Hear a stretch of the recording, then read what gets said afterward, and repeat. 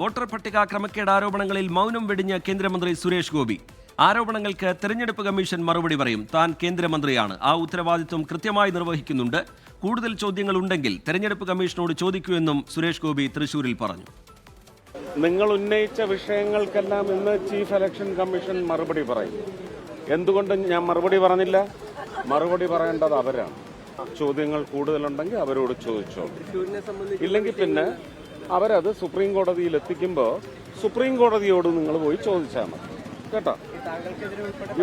ഇവിടുന്ന് കുറച്ച് വാനരന്മാർ ഇറങ്ങിയല്ലോ, ഒരു ഉന്നയിക്കലുമായിട്ട്. അവരൊക്കെ അങ്ങോട്ട് പോകാൻ പറ.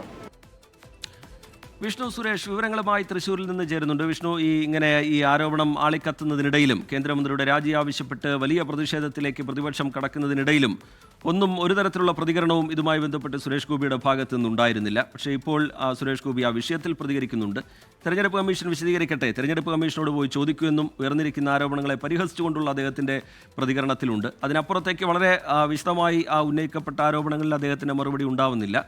എങ്കിൽ കൂടി എന്താണ് അദ്ദേഹം പറയുന്നത്? വിഷ്ണു സുരേഷ്.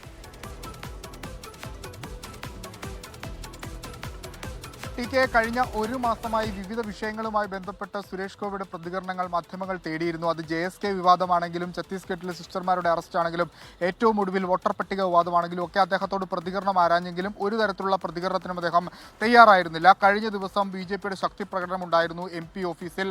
അവിടെ വെച്ചും അദ്ദേഹം പ്രതികരിച്ചില്ല, അല്ലെങ്കിൽ ആ വിവാദ വിഷയങ്ങളോടൊന്നും സംസാരിച്ചില്ല. പക്ഷേ ഇന്ന് ചിങ്ങം 1-നോടനുബന്ധിച്ച് അദ്ദേഹം ശക്തം പ്രതിമയിൽ പുഷ്പാർച്ചന നടത്താൻ എത്തിയ ഘട്ടത്തിലാണ് മാധ്യമങ്ങൾ ഈ വോട്ടർ പട്ടിക വിഷയവുമായി ബന്ധപ്പെട്ടുള്ള കാര്യങ്ങൾ ചോദിച്ചത്. അദ്ദേഹം മറുപടി, അതായത് ഈ ആരോപണങ്ങൾക്കൊന്നും മറുപടി നൽകിയില്ല എങ്കിലും തനിക്കെതിരെ ഉയർന്ന അല്ലെങ്കിൽ വോട്ടർ പട്ടികയുമായി ബന്ധപ്പെട്ടുവരുന്ന ആരോപണങ്ങൾക്ക് ഇന്ന് ഉച്ചയ്ക്ക് ശേഷം ഇലക്ഷൻ കമ്മീഷൻ തന്നെ മറുപടി നൽകും. അത് അവരുടെ ഉത്തരവാദിത്തമാണ്.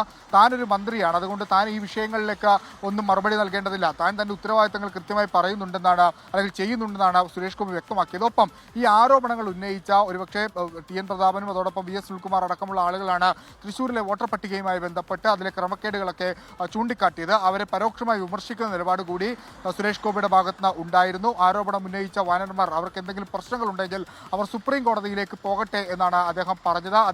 അതിൽ കൂടുതൽ മറുപടിക്കൊന്നും അദ്ദേഹം തയ്യാറായില്ല. അദ്ദേഹം ഇവിടെ നിന്ന് മടങ്ങിയിട്ടുണ്ട്. ഇന്നലെയോടുകൂടിയാണ് അദ്ദേഹം ഈ തൃശ്ശൂരിലേക്ക് എത്തിയത്.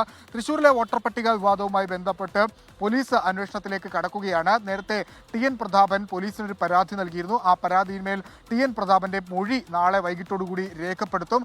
വിവാദങ്ങളൊക്കെ കത്തി നിൽക്കുകയാണ്. അതിൽ ഒരുപക്ഷെ തുടരന്വേഷണവും അല്ലെങ്കിൽ കാര്യമായ അന്വേഷണമൊക്കെ പോലീസിന്റെ ഭാഗത്തുനിന്ന് ഉണ്ടാകുമ്പോഴും വിവാദങ്ങളിലൊന്നും പ്രതികരിക്കാൻ ഞാൻ തയ്യാറല്ല, എന്നാൽ നിങ്ങൾക്ക് വേണ്ട മറുപടി അത് ഇലക്ഷൻ കമ്മീഷൻ നൽകുമെന്ന് പറഞ്ഞ് ഒതുക്കുകയാണ് തൃശ്ശൂരിൽ സുരേഷ് ഗോപി ഇന്ന് ചെയ്തത്.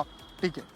ശരി, വിഷ്ണു സുരേഷ് തൃശ്ശൂരിൽ നിന്ന് വിശദാംശങ്ങൾ പങ്കുവെക്കുകയായിരുന്നു. തെരഞ്ഞെടുപ്പ് കമ്മീഷനോട് ചോദിക്കുക, അതിനും അപ്പുറം നിങ്ങൾക്ക് എന്തെങ്കിലും ചോദിക്കാനുണ്ടെങ്കിൽ അല്ലെങ്കിൽ പറയാനുണ്ടെങ്കിൽ അത് കോടതിയിലേക്ക് പൊയ്ക്കോളൂ എന്നുള്ള മറുപടിയാണ് സുരേഷ് ഗോപിയുടെ ഭാഗത്ത് നിന്ന് ഉണ്ടാവുന്നത്.